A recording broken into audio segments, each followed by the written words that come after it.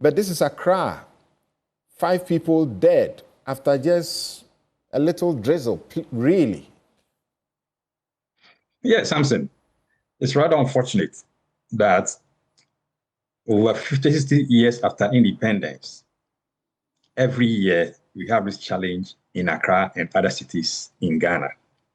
You mentioned Sunyane.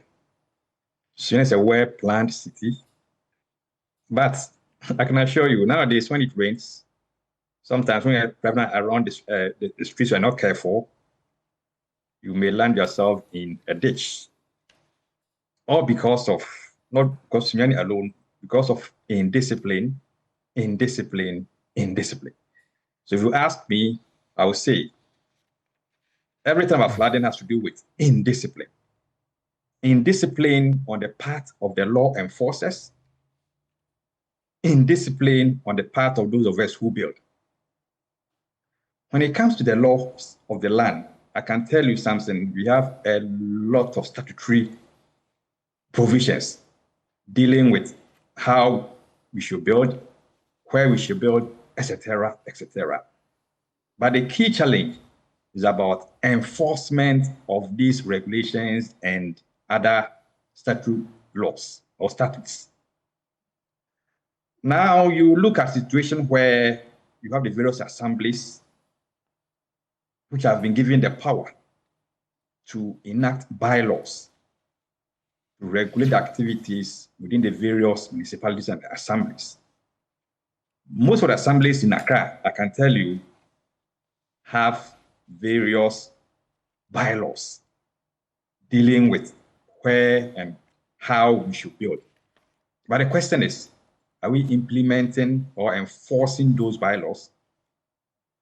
It's also a fact that if you go to the planning division of each of the assemblies, they plan. They plan the cities, they plan the towns, but those of us who also build, do we go by the rules and regulations that we are supposed to comply with when we are building? That's why I spoke about indiscipline on our part also. And people are now emboldened to even build on waterways. You confront them and they try to blackmail you by telling you that if you're in government, we are going to show you the exit when it comes to elections. People block the streets. They throw trash into our drains. They do all manner of things. When they are confronted, then they tend to blackmail the government in power. People live at places that they are not supposed to live, in slums. Those areas are supposed to be green belts. They are supposed to be the collection point of water, etc., but they are living there. You try to evict them, then there's a blackmail. That the government will show you the exit. I mean, these are some of the things that we should confront head on.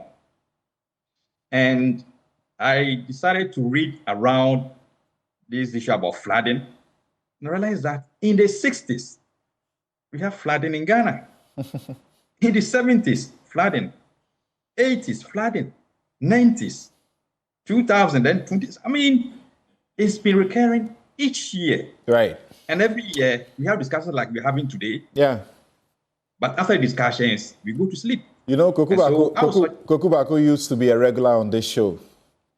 We got to a point where he just got tired. Anytime he came up, he said, look, I'm tired. The things I said last year, if you can play them back. He's right. It's sad. He's right. Because you spend all your time trying to diagnose the problem. After diagnosis, it's expected that there should be treatment. The treatment element is always missing. Right. Okay, so we keep talking. Ending, in terms